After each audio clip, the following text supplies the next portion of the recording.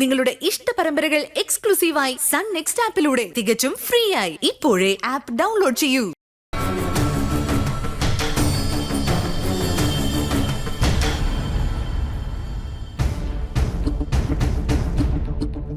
എന്താ ഇങ്ങനെ പാച്ച നോക്കുന്നത്? ഞാൻ വിനയനാ, മനസ്സിലായില്ലേ? മനസ്സിലാവാതിരിക്കേണ്ട കാര്യമൊന്നുമില്ലല്ലോ. നിനക്കെന്താ വേണ്ടേ? ഇതെന്തൊരു ചോദ്യാടോ? നമ്മൾ കുടുംബക്കാരല്ലേ? എനിക്ക് എന്ത് കാര്യത്തിന് ഇവിടെ വരാൻ പാടില്ലേ? ആരാ ഇന്ദ്ര?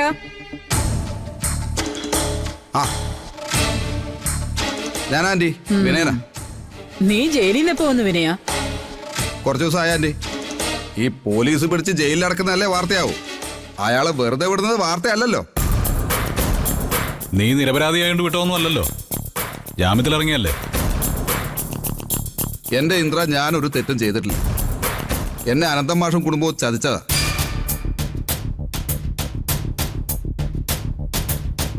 ഇപ്പൊ എന്റെ ഭാര്യ വേറൊരു കൊടും ചതി കൂടി എന്നോട് ചെയ്യാൻ പോവാ. അതിൽ നിന്ന് എന്നെ രക്ഷിക്കാൻ സുശീലാന്റിക്ക് മാത്രമേ കഴിയൂ. എനിക്കോ? വേണ്ട വിനയ, നീയുമായിട്ട് ഇനി ഈ കുടുംബത്തിന് ഒരു ഇടപാടും ഇല്ല. ഞങ്ങളെ വെറുതെ ഓരോ കാര്യത്തിലും വലിച്ചഴിക്കാതെ നീ വേഗം പോവാൻ നോക്ക്. അങ്ങനെ പറയല്ല ആന്റി. എന്റെ പ്രശ്നം എന്താണെന്ന് ആന്റി ഒന്ന് കേക്ക്, എന്നിട്ട് പറ.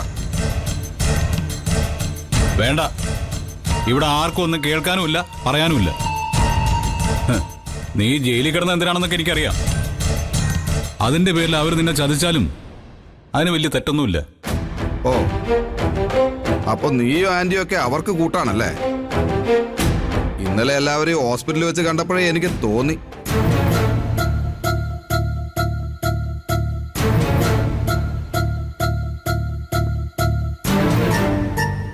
എന്റെ ഭാര്യ അവിടെ വന്നത് അവളുടെ വയറ്റിൽ വളരുന്ന എന്റെ കുഞ്ഞിനെ നശിപ്പിക്കാനാ. നിങ്ങളെ ഹർഷയും കൊണ്ട് അവിടെ വന്നതും അങ്ങനെ എന്തെങ്കിലും കാര്യത്തിനാവും അല്ലേ?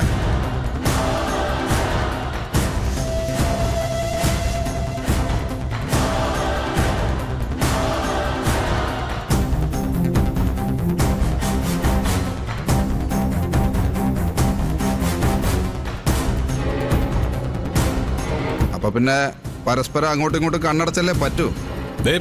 വിനയ, നീ വീട്ടിൽ കയറുമെന്ന് അനാവശ്യം പറയരുത്. ഞങ്ങൾ അവിടെ വന്നത് എന്തിനാണെന്ന് നീയാണോ തീരുമാനിക്കുന്നത്? അപ്പൊ നിങ്ങളവിടെ വന്നു സമ്മതിച്ചല്ലോ. മതി, എനിക്കത് മതി.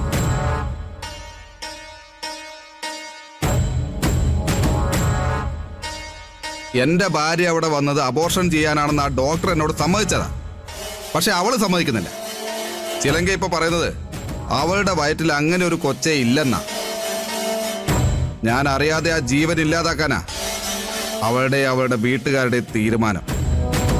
അത് സമ്മതിച്ചു കൊടുക്കാൻ പറ്റില്ല ആന്റി. നിങ്ങളോട് അവള് സത്യം പറഞ്ഞു കാണുമല്ലോ.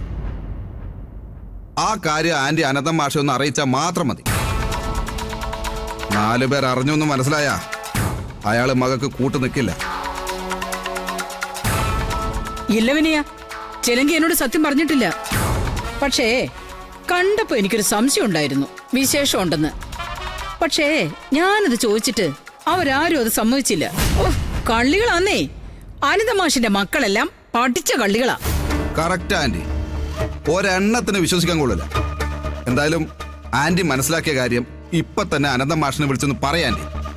ഇല്ലെങ്കിൽ അവരെന്റെ കുഞ്ഞിനെ കൊല്ലും. അമ്മയ്ക്ക് എങ്ങനെ യാതൊരു ഉറപ്പുമില്ലാത്ത കാര്യത്തിൽ ഇടപെടാൻ പറ്റില്ല. നിങ്ങൾ ആ ഡോക്ടറെ കൊണ്ട് വിളിപ്പിക്കുക. ഒരു ഡോക്ടറിന്റെ വാക്കൽ ഏറ്റവും വലിയ തെളിവ്. ഞാൻ അതിനു വേണ്ടി വീണ്ടും വീണ്ടും ആ ഡോക്ടറെ പോയി കണ്ടതാ സോനെ. അവരൊരു തെളിവ് തരാൻ തയ്യാറല്ല. അവർക്ക് അബോർഷൻ ചെയ്തു കൊടുത്താൽ കാശ് കിട്ടുമല്ലോ. ആന്റി, ഒന്ന് സഹായിക്കണം പ്ലീസ്. നടക്കില്ലവനെയാ. അമ്മ ഈ കാര്യത്തിൽ ഇടപെടില്ല. നീ വേറെ വല്ല വഴി നോക്ക്, അതാ നല്ലത്. ഇതിൽ എന്റെ മകൻ പറയുന്നതിനപ്പുറം എനിക്കൊന്നും ചെയ്യാൻ പറ്റില്ല വിനയ. നിനക്കൊന്നും തോന്നണ്ട. എനിക്കെന്ത് തോന്നാൻ? ഇനിയിപ്പോ തോന്നിയിട്ടെന്ത് കാര്യം?